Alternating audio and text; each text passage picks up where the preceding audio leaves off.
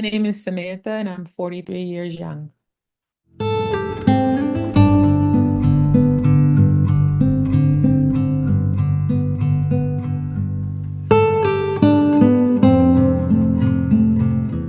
I have been anemic for as long as I can remember, especially since high school age, I would say.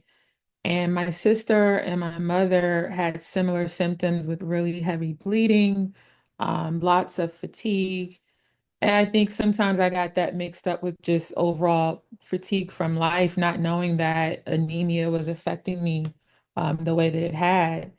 And I actually found CIGC through my sister. Dr. McCool actually helped her while she was pregnant with my nephew. She had really bad fibroids and ultimately, had more than one surgery with him and was able to get pregnant again. So just his level of expertise, the care that I got and the care that she got at CIGC was unmatched. And I have a friend who got pregnant after having a surgical procedure with Dr. McCool as well.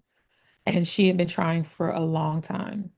So I kind of already trusted him in the team because I knew that my literal sister and my friend were in good hands. So by the time it came time for me, I'm 43 now, so some of those things are sort of more pronounced. And so by the time that I needed surgical intervention with the hysterectomy, I was all the things you could think of, fatigued, my hair stopped growing in like it used to, my nails were brittle.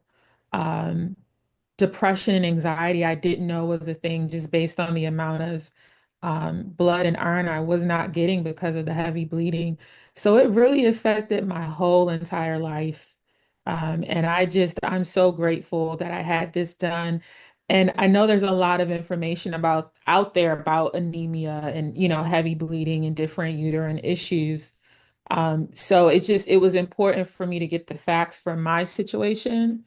And I'm just so glad that I had the team that I had from the day I walked in until today. Everyone's been checking on me. Immensely grateful for CIGC.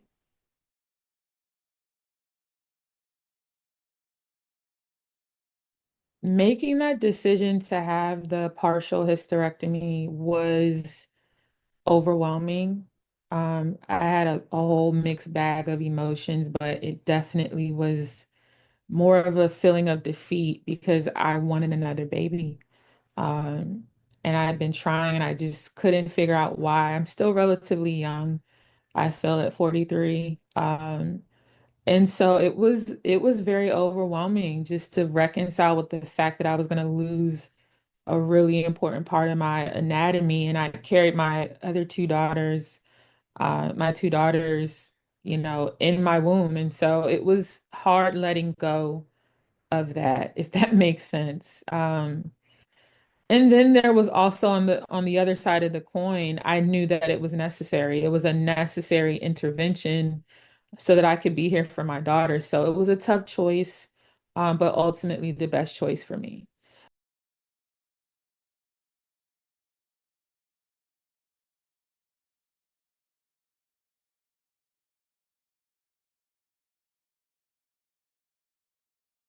Surgery day it was interesting. I wasn't expecting to become emotional, but as they wheeled me back into the OR, I just started crying. It was just kind of a release of kind of accepting, right? Acceptance and feeling the fear, not necessarily because I was scared of the procedure, but again, just losing a part of me was just a deep thing for me as a woman, especially as an Indigenous woman. There's a lot of spiritual parallels with what we believe and how we practice our traditions and the things that we adhere to. And losing that part of my anatomy also felt like a deeply, um, I don't know, just sad wound. So I definitely kind of went through it um, in a way where it was just difficult to manage my emotions around it. And I figure I'm not the only one. I'm pretty sure other women have felt something similar.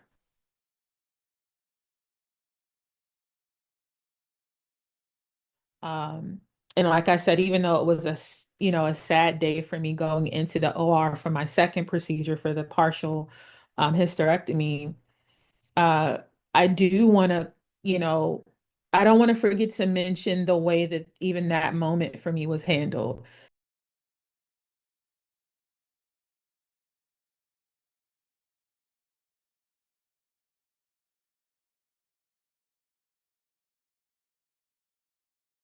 Being rolled back into the OR by the anesthesiologist, um, and she's asking me questions about my daughters and how old are they, just trying to really kind of help me bring in my emotions. I was tearful at that point. But the compassion, the empathy, I mean, that's rare, and I work in the pharmaceutical industry. I work alongside physicians all the time. And so I know that not everyone is like that. And so that's why it's just such a big deal for me to be, um, appreciative of that because it's not common.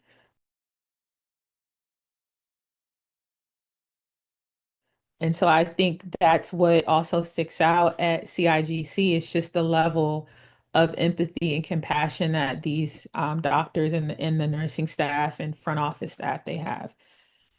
I unmatched. I mean, honestly, I if I had to do anything else again, I would absolutely go back for care.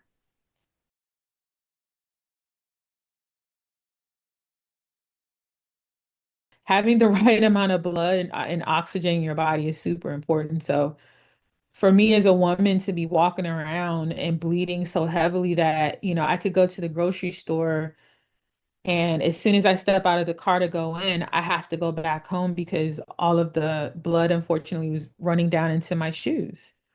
So I really had a serious issue with maintaining the right amount of blood and iron for my body, and it just absolutely literally drained the life out of me. Every day was a battle to just move around. And I was afraid to sort of accept that you're gonna have to do a little more than taking iron supplements and going in for iron infusions. You're gonna have to make a really important, albeit tough, but important decision for your ultimate health. So I'm so glad I did that. I have a lot more energy, by the way, and I'm only, I think, 7 weeks out from my hysterectomy. And I just have a lot more energy. My sex life is amazing. I want to share that openly because I know there's some fear around that with some women, like how is it going to be after? And I actually think it improved. So yeah, for me, I'm so glad I made the decision. And I'm so glad that Dr. McCool was the one to help me out.